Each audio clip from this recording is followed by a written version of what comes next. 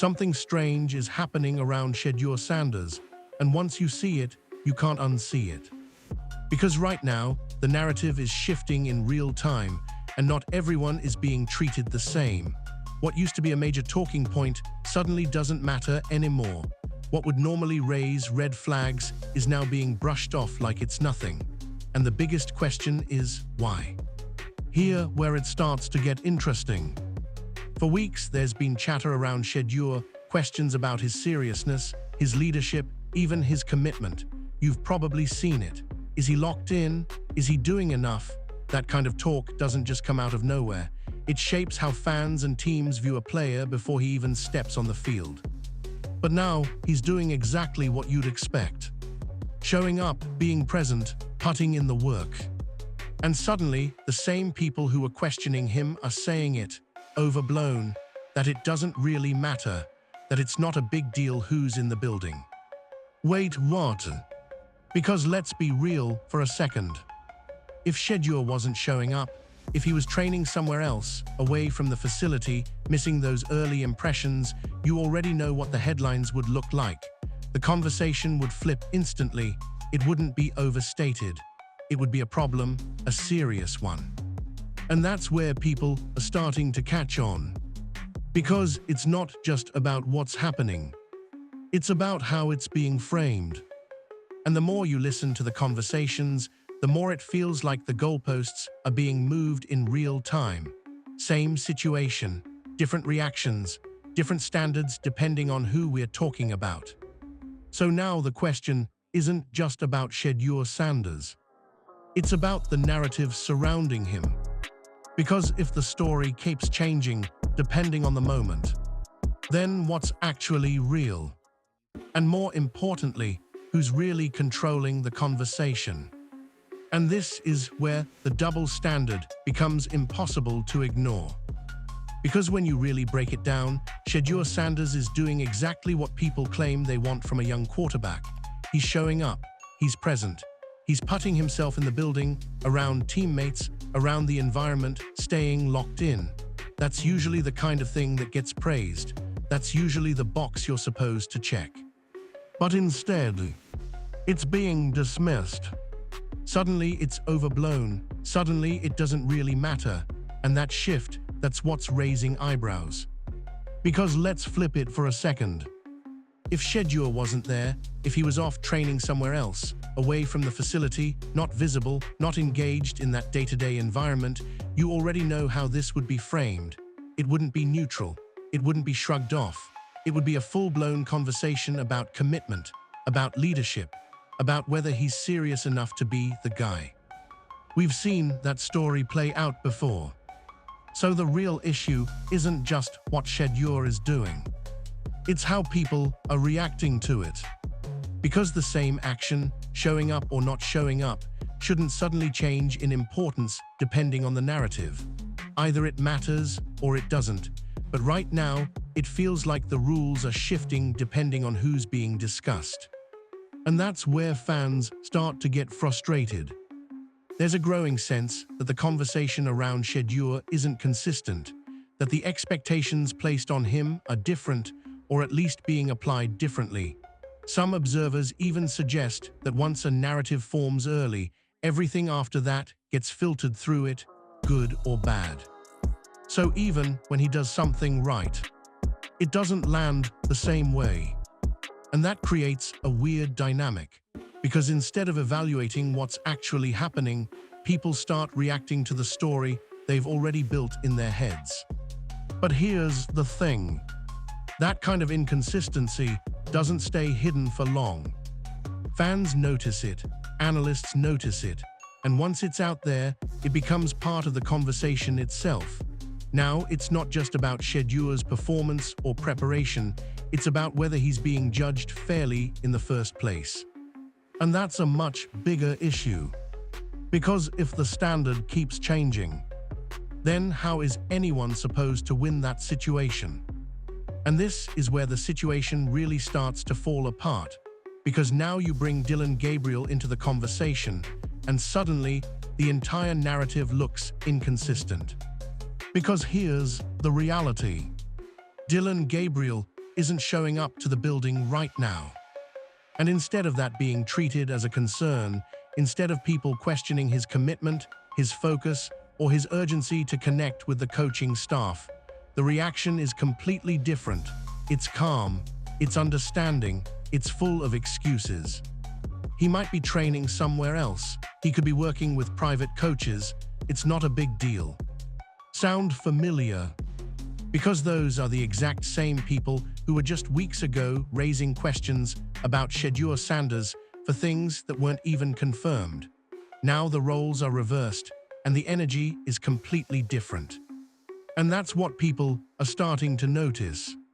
Because if you flip the situation, if Shedeur Sanders was the one not showing up, if he was out training in Miami or Texas while staying away from the facility, you already know what would happen. That would dominate the headlines.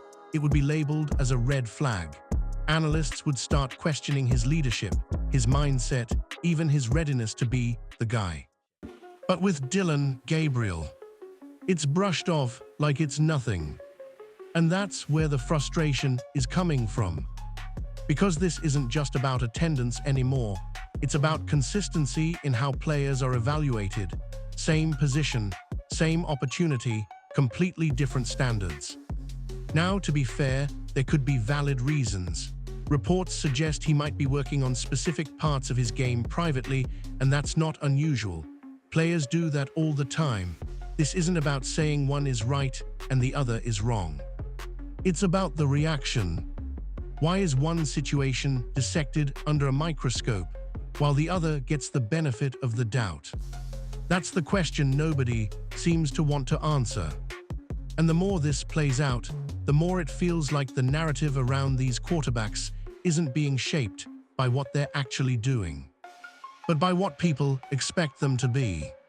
And once that expectation is set, everything else starts getting filtered through it, to fall apart, because now we have to talk about the character concerns. Not long ago, that was the main storyline around Shedeur Sanders. You heard it everywhere, questions about his seriousness, doubts about his leadership, even whispers about whether he was fully committed to being a franchise quarterback. And the thing is, none of it was ever clearly proven. It was just out there, circulating, repeated enough times that people started treating it like fact. But now, that same player is showing up consistently. He's in the building, he's present, he's doing exactly what you'd expect from someone trying to earn a starting job. And suddenly, silence. Those same concerns, gone. No breakdowns, no deep dives, no analysts revisiting what they said before. It's like the narrative just disappeared overnight. And that's what makes this whole thing feel off. Because usually, when a player answers criticism, that becomes the story. He proved people wrong. He responded the right way. That's how it normally goes. But here, it's different. It's almost like the narrative was never meant to change in the first place. Now, to be fair, some reports claim teams still want to see more. They want consistency over time. They want to evaluate everything once real football begins. And that's reasonable. Nobody is saying a few weeks of showing up solves everything. But that's not what people are reacting to. They're reacting to how quickly the conversation shifted. Because when the criticism was negative, it was loud. It was everywhere. It felt important.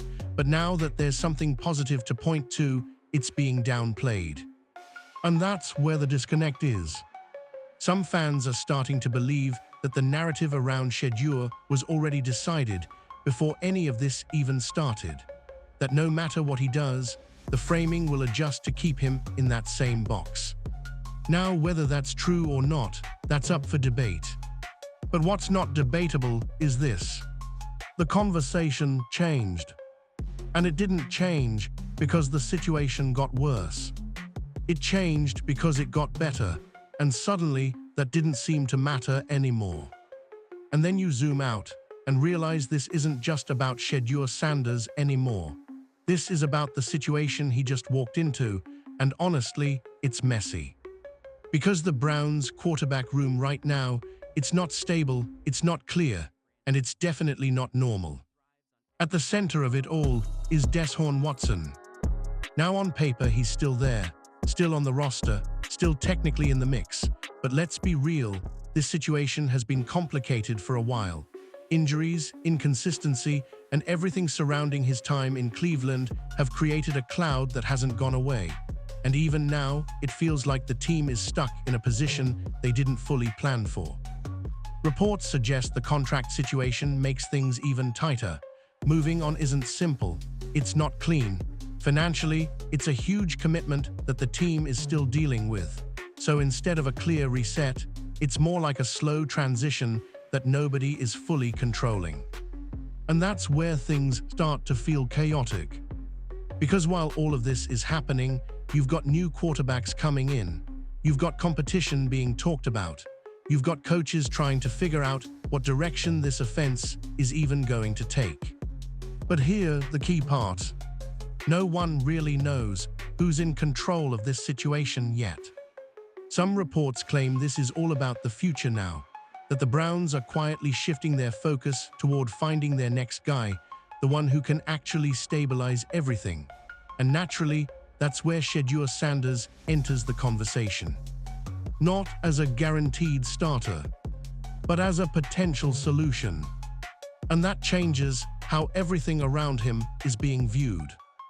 Because when a team is in this kind of position, uncertain, financially tied down, trying to move forward while still dealing with the past, every move gets magnified, every storyline gets louder, every little detail becomes part of a bigger narrative.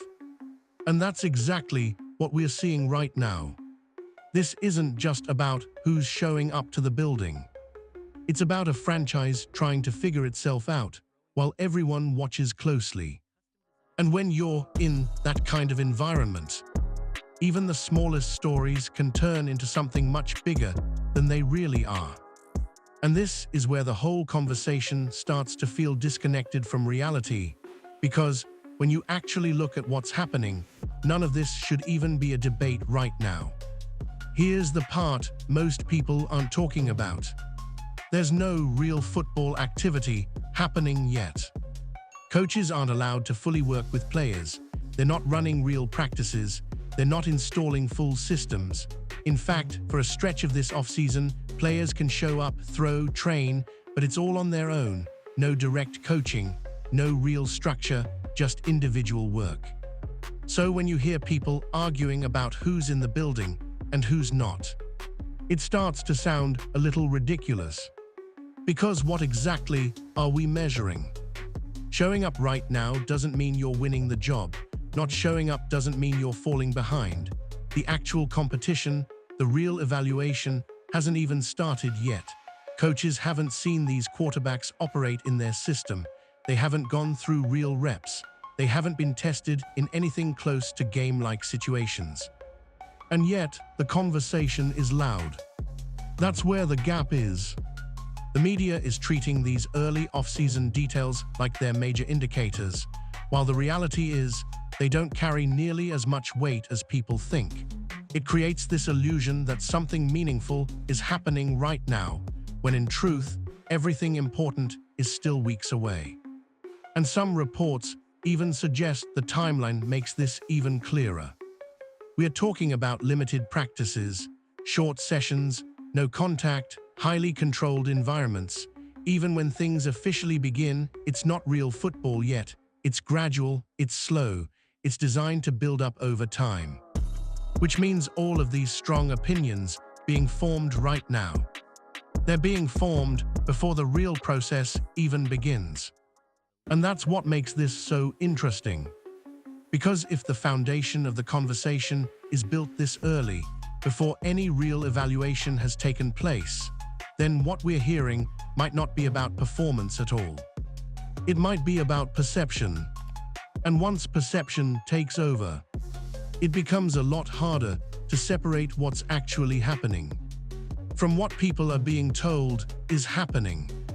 And here where things take another turn, because despite all the noise, all the criticism, and all the shifting narratives, there's still a strong feeling that Shedeur Sanders has the inside track. Now, that might sound surprising at first. After everything that's been said, after all the debates about his work ethic, his presence, and even his personality, you'd think he was on the outside looking in. But that's not what the situation actually suggests. Because behind the scenes, there's a different tone. Reports and conversations hint that there's real intrigue around Shedeur.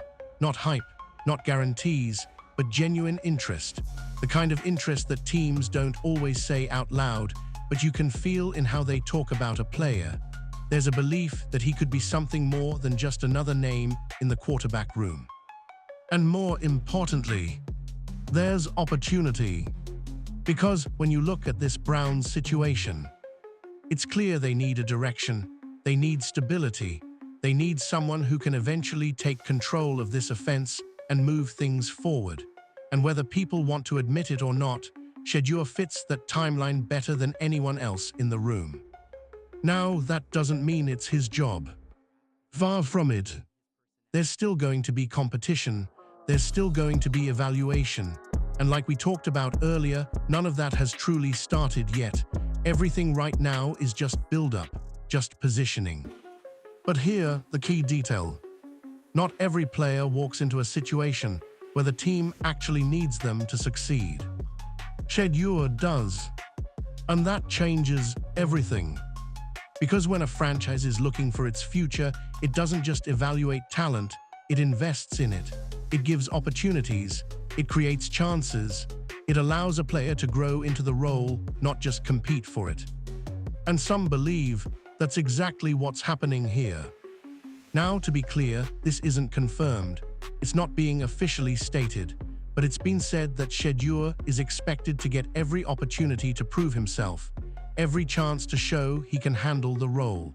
And in a situation like this, that alone can be a major advantage. Because in the NFL, opportunity is everything.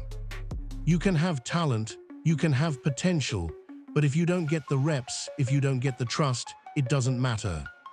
And right now, it feels like Shedeur Sanders is in a position where, if he delivers, the path is there. But if he does, then all of this noise, all of this debate won't matter at all. And here's the part that almost nobody is talking about. The real competition hasn't even started yet. All this noise, all these debates, all these strong opinions about who's ahead, who's behind, who's serious, and who's not, it's all happening before anything real has taken place. Because right now, there's no actual football being played. Coaches haven't evaluated these quarterbacks in a real system. They haven't seen them go through full installs. They haven't watched them operate under pressure, make reads in live situations, or build chemistry with teammates in a structured environment. None of that has happened yet. And that matters more than anything we're hearing. Because when you look at the timeline, it tells a completely different story. The early off-season phase is limited. Meetings start, sure, but real on-field work, that's delayed. And even when it begins, it's controlled. No contact, short sessions, highly restricted reps. We are talking about a handful of practices that barely scratch the surface of what a quarterback actually needs to show. So when people act like the race is already shifting, it doesn't add up. Because how can you evaluate a competition that hasn't even begun? That's what makes this whole situation feel premature. Everything being discussed right now, attendance, presence, who's in the building, it's all being treated like it's part of the evaluation process. But in reality, it's not the part that decides anything. The real separation happens later, when the reps are live, when decisions have consequences, when players either rise or get exposed. And we're not there yet. Not even close. Which means all of these early narratives, they're being built in a vacuum. Before the coaches have real data, before the players have real opportunities, before anything meaningful has actually been tested. And that's the dangerous part. Because once those narratives take hold early, they don't always go away. Even when the real competition begins, they linger. They influence how performances are viewed, how mistakes are judged, how success is interpreted. So by the time the actual battle starts, some people may have already made up their minds. And that might be the biggest factor in this entire situation, not what happens on the field, but what people already believe before it even begins. And when you put all of this together, the real story becomes impossible to ignore. Because this was never just about who's showing up to the building. It was never really about workouts, attendance, or even early impressions. That's just the surface. That's what people argue about. But underneath all of that, something else is happening, and it's shaping how this entire situation is being viewed. This is about narrative. It's about how players are framed before they even get a real chance to compete. It's about how one move gets praised, while the exact same move from someone else gets questioned. It's about how expectations are set early and then quietly adjusted depending on who we're talking about. And once you see that, everything starts to make more sense. Because the reactions we're seeing, they're not always tied to what's actually happening. They're tied to what people expected to happen. And when reality doesn't match that expectation, the narrative shifts to compensate. That's why showing up can be overstated in one case, but concerning in another. That's why questions can be loud one week and completely disappear the next. It's not random. It's controlled by perception. Now, to be fair, none of this guarantees anything. The real competition is still coming. Once the reps start, once the practices get real, once the coaches actually evaluate these quarterbacks in live situations, that's when the truth begins to show. That's when talent, decision-making, and consistency actually matter.